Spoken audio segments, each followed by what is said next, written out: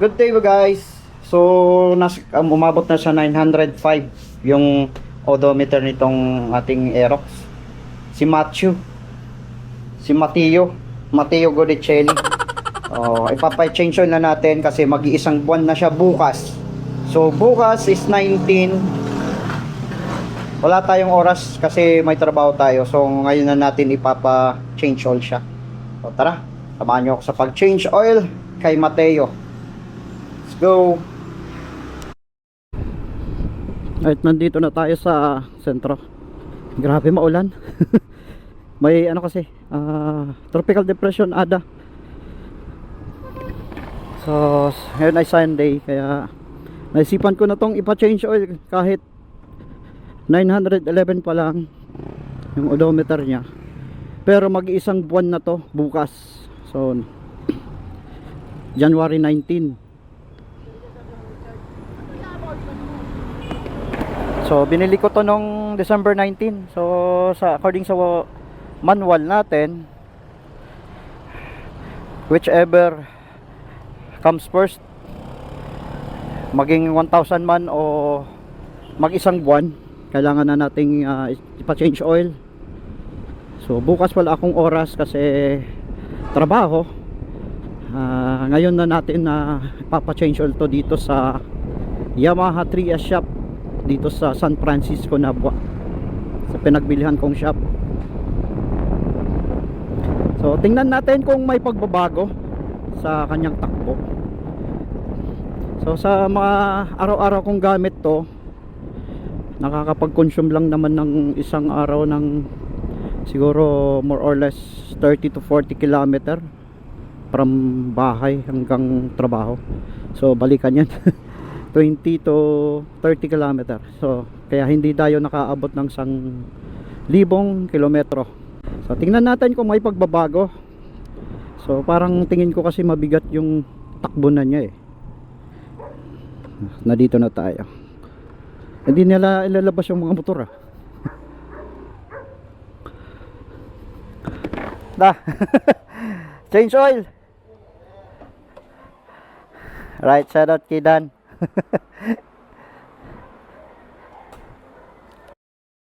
Right mga tol, so nandito na tayo sa Yamaha 3S shop sa San Francisco. So yung gagamitin natin yung Yamaha loob ng may blue core. So 4-stroke motorcycle oil, 40 mb to 20 to 40 SL polysynthetic base. So for automatic to. So ang capacity ng engine natin ay 1 liter. So ubusin to. Mayroon tayong motorcycle gear.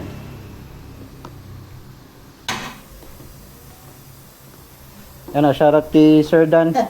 Yan ang mechanics natin dito. Shoutout. Ayan guys, yung natin yung oil malinaw pa naman pero kailangan ng palitan.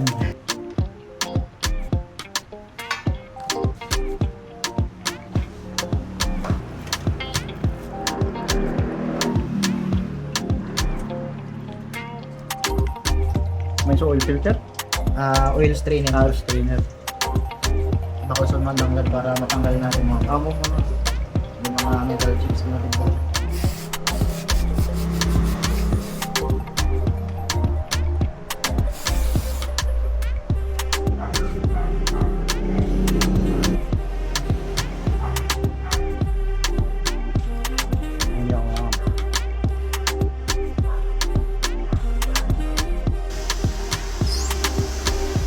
Right guys, so ayan, tapos na.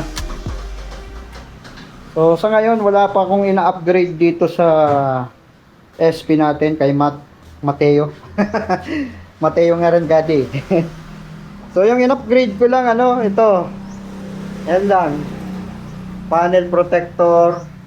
Tapos ito kailangan to sa mga natin, side stand.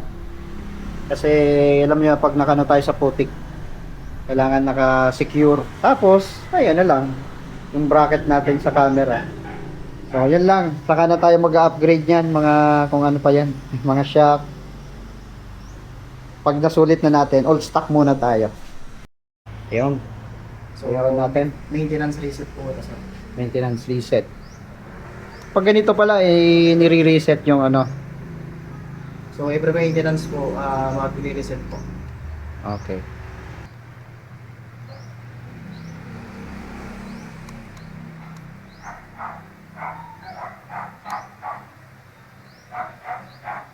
So yung sunod na maintenance natin is 3,000 kilometer. Ah, sa ano muna tayo sir, yung reference muna natin sir is nandun po sa coupon. Coupon. Sa pre-service coupon po. So, second schedule nito sir is mag-start po tayo sa 1,501 hanggang 5,500. Okay. 1,500 to O yung 5,500. 4 months ng motor. Okay, 4 months. Yan. Mamaya mamusta yung takbo.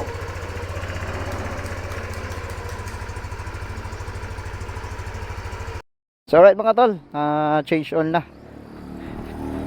Try na natin yung takbo. Up, yeah.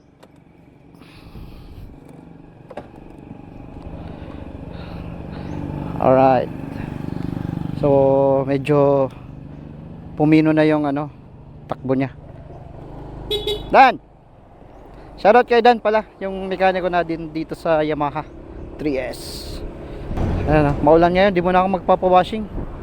Sayang yung pawashing natin. Madudumen agad. So, yung ano, recommended oil, yung ginamit kong oil is Yamaha Lobe. Kasi yun ang ano natin, recommended dito sa motor natin. Wag muna tayong gumamit ng kung anong oil, lalo na kung under warranty pa yung ano natin motor. Kasi sayang naman kung hindi nyo gagamitin yung warranty nyo, mabuboid lang yan. Saka ano, Yamaha Lobe yan eh. Tested na yan sa ano, motor na ginawa nila. Kaya no need na kung ano-ano pang oil na gamitin. Unless na wala nang warranty yung ano mo, di nasa sayo yon. So sa takbo guys, mas naging ano na siya, pino. Parang hindi siya no, yung ma-vibrate. Mas lalo siyang nagka-arangkada. Tulad dito. Yan o.